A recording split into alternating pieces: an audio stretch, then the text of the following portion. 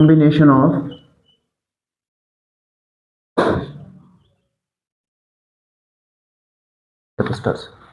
Capacitors के combination के बारे में अब यहां पे हमने पढ़ना है। पहला कॉम्बिनेशन जो इसमें हमारा आता है वो है सीरीज कॉम्बिनेशन। कौन सा? पहला इसमें सीरीज कॉम्बिनेशन है। बस थोड़ा सा डिफरेंस है रेजिस्टर्स और कैपेसिटर्स के कॉम्बिनेशन के अंदर, थोड़ी सी डिफरेंस है रेजिस्टर और कैपेसिटर के कॉम्बिनेशन के अंदर। ठीक है, पहले इसकी डायग्राम एक बना लेते हैं।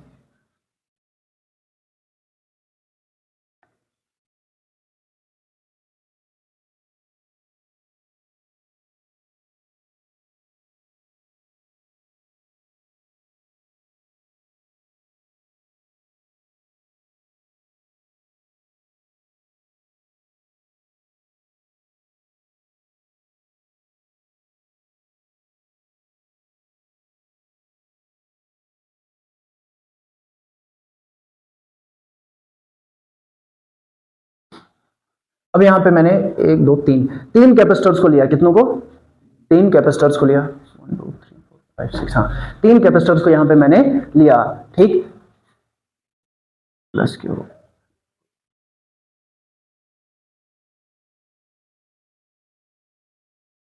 ये पहला कैपेसिटर है हमारा। ठीक, पॉजिटिव प्लेट नेगेटिव प्लेट। उसके बाद दूसरे कैपेसिटर को मैं लेता हूं, इनको यहां पे ज्वाइन किया, प्लस क्यू।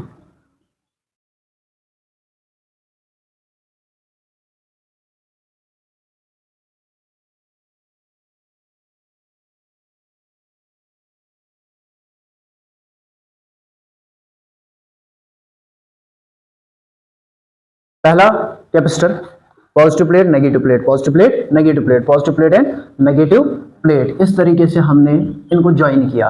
अगर हम देखेंगे एक प्लेट की, एक कैपेसिटर की पॉजिटिव प्लेट जो है दूसरे की नेगेटिव प्लेट के साथ जुड़ी हुई है। एक की पॉजिटिव प्लेट किसके साथ जुड़ी है? दूसरे की नेगेटिव प्लेट के साथ। दूसरे की नेगेटिव प्लेट तीसरे की पॉजिटिव प्लेट के साथ। यानी ये वो कॉम्बिनेशन है जिसमें हम हर एक कैपेसिटर की पॉजिटिव प्लेट को दूसरे की नेगेटिव प्लेट के साथ जोड़ते हैं। फर्स्ट कैपेसिटर की पॉजिटिव होगी, सेकंड की क्या होगी? नेगेटिव, है ना। सेकंड की पॉजिटिव ये किसके साथ जुड़ेगी? थर्ड की नेगेटिव के साथ। थर्ड की पॉजिटिव जो है ये फोर्थ की नेगेटिव, एंड सो ऑन। इस तरीके से जब अरेंजमेंट होगा कैपेसिटर्स का, पहले की पॉजिटिव दूसरे की नेगेटिव, दूसरे की पॉजिटिव तीसरे की नेगेटिव, तीसरे की पॉजिटिव चौथे की नेगेटिव, इस तरीके से जब अरेंजमेंट होगा इनका, इस तरीके से जब कैपेसिटर्स कनेक्टेड होंगे तो उस कॉम्बिनेशन को हम सीरीज कॉम्बिनेशन कहते हैं। अब इनके बीच में पोटेंशियल होगा V1 V2 V3, तो टोटल पोटेंशियल कितना होगा? V के बराबर होगा। यहां पे अगर हम बात करते हैं वो अरेंजमेंट या वो कॉम्बिनेशन कैपेसिटर्स का जहां पे एक की नेगेटिव प्लेट दूसरे की पॉजिटिव प्लेट के साथ जुड़ी होगी, दूसरे की नेगेटिव प्लेट तीसरे की पॉजिटिव प्लेट के साथ जुड़ी हुई होगी, या दूसरी लैंग्वेज में या दूसरी डेफिनेशन अगर हम इसकी बोलेंगे, कैपेसिटर्स जब कनेक्टेड होंगे दो पॉइंट्स के बीच में, अगर मैं इस पॉइंट को नाम A देता हूं और इस पॉइंट को नाम B देता हूं, जब हमारे पास बहुत सारे कैपेसिटर जो है दो पॉइंट्स के बीच में एक ही रास्ते के साथ जुड़े हुए होंगे, यानी इनके बीच में कनेक्शन का कौन सा पाथ है? ये सिंगल पाथ है। दो पॉइंट्स के दरमियान जब इनके कनेक्शन का सिंगल पाथ होता है उसी को हम क्या बोलते हैं? सीरीज कॉम्बिनेशन ऑफ कैपेसिटर्स बोलते हैं। अब अगर हम यहां पे बात करते हैं हर एक कैपेसिटर के ऊपर लेट प्लस क्यू चार्ज कहां पे है? ईच कैपेसिटर के ऊपर, हर एक कैपेसिटर के ऊपर प्लस चार्ज को हम ले लेते हैं। और पोटेंशियल अगर मैं इन कैपेसिटर्स की बात करता हूं V1 V2 और V3, तीन कैपेसिटर्स मैंने यहां पे कंसीडर किए। पहले वाले का पोटेंशियल क्या होगा? V1, दूसरे का V2 और तीसरे का V3, इसका पोटेंशियल होगा। सपोज किया हमने V1 V2 and V3 be the potential across the capacitors. ठीक है, कितना? V1 V2 और V3। बट अगर हम बात करते हैं यहां पे टोटल पोटेंशियल इन कैपेसिटर्स का कितना होगा? V, sum of individual potentials. क्या यही होगा?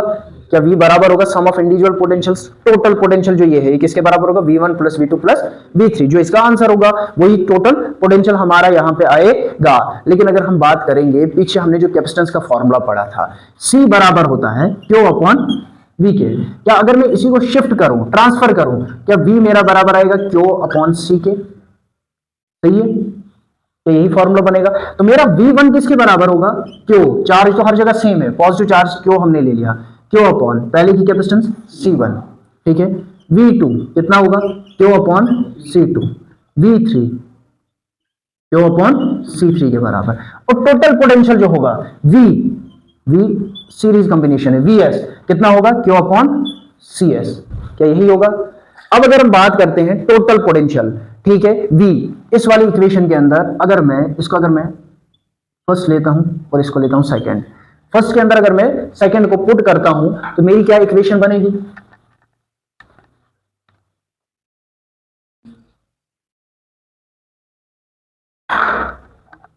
अगर हम फर्स्ट के अंदर सेकंड को पुट करते हैं, V की जगह क्या आएगा, Q अपॉन CS बराबर होगा Q upon C1 plus Q upon C2 plus Q upon C3। सही है। अब यहां पे Q अपॉन CS जो हमारा होगा, इधर से कॉमन क्या निकल रहा है, Q, अंदर क्या बच रहा है हमारा 1 upon C1 plus 1 upon C2 plus 1 upon C3 के Q और Q कैंसल आउट, तो 1 अपॉन CS जो है ये किसके बराबर आएगा, 1 upon C1 plus 1 upon C3 के। ये हमारा यहाँ पे सीरीज कॉम्बिनेशन का फॉर्मूला निकला। अब फर्क क्या है रेजिस्टेंस में, रेजिस्टेंस में सीरीज कॉम्बिनेशन में डायरेक्ट सम होता था, यहां पे रेसिप्रोकल सम है। टोटल कैपेसिटेंस कितनी होगी, reciprocal sum of individual capacitors. ठीक है। अब अगर हमारे पास फॉर n कैपेसिटर्स कितने हैं, मेरे पास n नंबर ऑफ कैपेसिटर्स मौजूद है, तब उस केस में फॉर्मूला क्या बनेगा, 1 upon CS equals to 1 upon C1 plus 1 upon C2 plus 1 upon C3 plus up to so on and 1 upon Cn। क्या इसी को हम लिखते हैं 1 upon CS equals to sublimation of I equals to 1 to n, 1 upon C I के बराबर बनेगा। उस केस में हमारा फॉर्मूला ये बनेगा। अब यहां से सीरीज कॉम्बिनेशन से हमें क्या निकला, अगर हम सीरीज कॉम्बिनेशन की बात करेंगे, जो टोटल कैपेसिटेंस होगी वो हमेशा इंडिविजुअल से कम होगी। क्या होगी, जो टोटल कैपेसिटेंस होगी वो हमेशा इंडिविजुअल से CS टोटल कैपेसिटेंस ये हमेशा छोटी होगी, किससे, C1 C2 C3 जितने भी होंगे। ठीक है। दूसरी चीज अगर हम बात करेंगे, जब हम सीरीज कॉम्बिनेशन लेते हैं, सीरीज कॉम्बिनेशन के अंदर हमें मिनिमम कैपेसिटेंस मिलती है, क्योंकि ये किस में है, रेसिप्रोकल फॉर्म में है, तो सीरीज कॉम्बिनेशन के अंदर हमें मिनिमम कैपेसिटेंस मिलने है। अब इसके बाद दूसरा कॉम्बिनेशन जो हमारा आता है वो पैरेलल कॉम्बिनेशन। क्या है, कैपेसिटर्स इन पैरेलल कॉम्बिनेशन।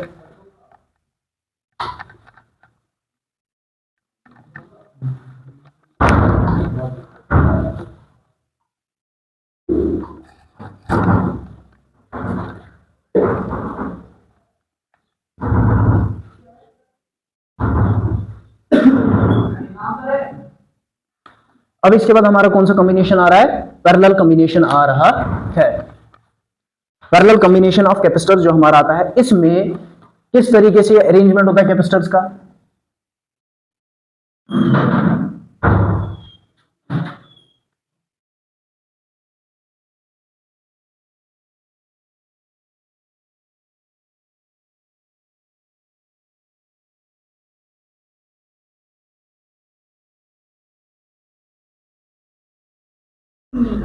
अब यहां पे हमने 3 कैपेसिटर्स को लिया, पहला वाला C1, दूसरा C2 और तीसरा C3 होगा। ठीक है। इसके अंदर जो चार्ज होगा वो कितना होगा, Q3, यहां पे Q2, तो यहां पे Q1 के बराबर होगा। पीछे वहां पे सीरीज कॉम्बिनेशन में सेम चार्ज होता है बट पोटेंशियल डिफरेंट होता है, यहां पे चार्ज डिफरेंट होता है और पोटेंशियल सेम होता है। अब अगर हम इनको कंबाइन करते हैं,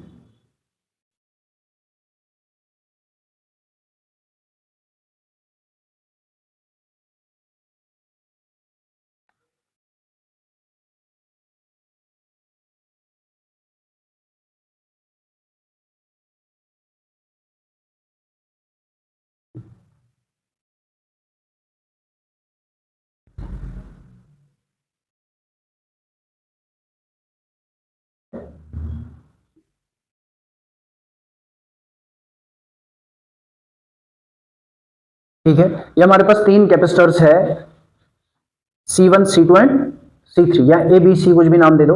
इसकी कैपेसिटेंस C1 है, इसकी C2, इसकी C3। इसके अंदर चार्ज Q1 है, इसके अंदर चार्ज Q2 और इसके अंदर चार्ज Q3 होगा, ठीक है। बट इनका पोटेंशियल ये सेम पॉइंट्स पे, सेम एंड्स के ऊपर, जैसे आपने पीछे क्लास 10 के अंदर रेजिस्टर्स के बारे में पढ़ा होगा, ये सेम दो एंड्स को, पॉइंट्स को, कॉमन एंड्स को जोड़ते हैं, तो इनके बीच में पोटेंशियल क्या होगा, सेम होगा। अब इनके बीच में जब पोटेंशियल सेम है, यहां पे अगर हम बात करेंगे पैरेलल कॉम्बिनेशन कौन सा कॉम्बिनेशन होता है, ये वो कॉम्बिनेशन होता है जहां पे हम अलग अलग कैपेसिटर्स को अलग अलग पाथ्स के जरिए से दो पॉइंट्स के ऊपर जोड़ते हैं, या वो कॉम्बिनेशन जहां पे एक की पॉजिटिव प्लेट दूसरे की पॉजिटिव प्लेट के साथ जुड़ी हुई होगी। किसके साथ? एक की पॉजिटिव प्लेट दूसरे की पॉजिटिव प्लेट के साथ, दूसरे की पॉजिटिव प्लेट तीसरे की, और एक की नेगेटिव प्लेट दूसरे की नेगेटिव प्लेट के साथ, दूसरे की नेगेटिव प्लेट तीसरे की नेगेटिव प्लेट के साथ जुड़ी हुई होगी। अब अगर मैं बात करता हूं इनको मैथमेटिकली हम कैसे रिप्रेजेंट करेंगे, अगर इनके अंदर चार्ज जो है C1 के अंदर चार्ज कितना होगा, Q1,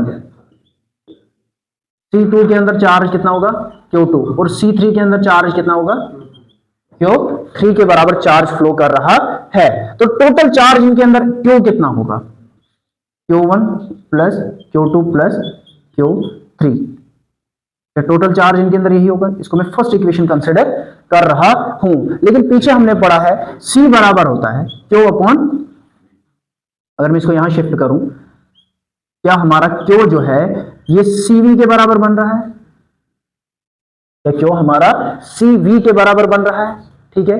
अब अगर मैं बात करता हूं Q हमारा CV के बराबर आ रहा है, यहां पे कॉम्बिनेशन कौन सा है, पैरेलल कॉम्बिनेशन है, तो क्या मैं इसको QP और CVP लिख सकता हूं, P मींस पैरेलल, ठीक है, मैंने नाम इसका दे दिया। तो मुझे बताओ Q1 की जगह मैं क्या लिख सकता हूं, Q की जगह पहले Q की जगह QP, इसकी जगह मैं क्या लिख सकता हूं, CVP, क्या यही लिख सकता हूं भाई, इसकी जगह यही लिख सकता हूं। या अगर पोटेंशियल, अगर हम इसको आप ऐसे भी लिख सकते हो, CPV, capacitance, parallel capacitance, V potential हर जगह सेम ही है, तो आप C के साथ P को डाल सकते हो, ठीक है।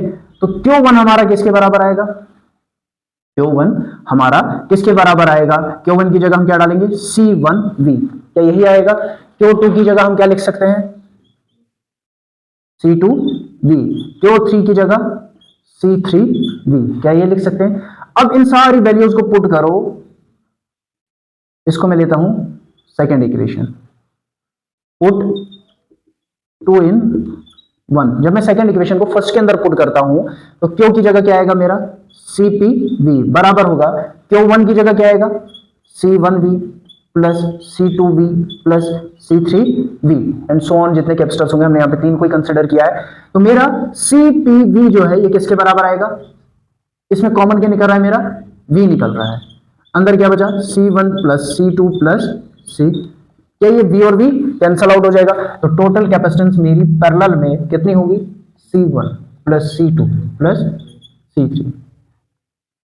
तो कैपेसिटेंस इन पैरेलल क्या होगा, हमेशा sum of individual, total capacitance in parallel is equal to the sum of individual capacitance of all the capacitors. अगर हमारे पास अब n कैपेसिटर्स है, कितने हैं, उस केस में फॉर्मूला क्या बनेगा, CP equals to C1 plus C2 plus C3 plus up to so on CN के बराबर, ये हमारा फॉर्मूला बन जाएगा। और इस केस में भी अगर हम इसका ये देखेंगे, क्या हम इसको लिख सकते हैं, CP बराबर होगा sublimation of I equals to 1 to N CI होगा, ये इसका फॉर्मूला होगा।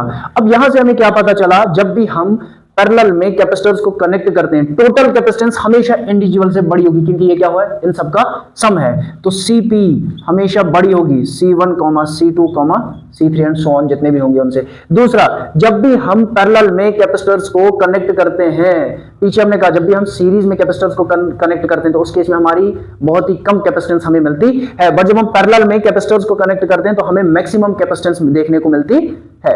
अब इसके बाद एनर्जी स्टोर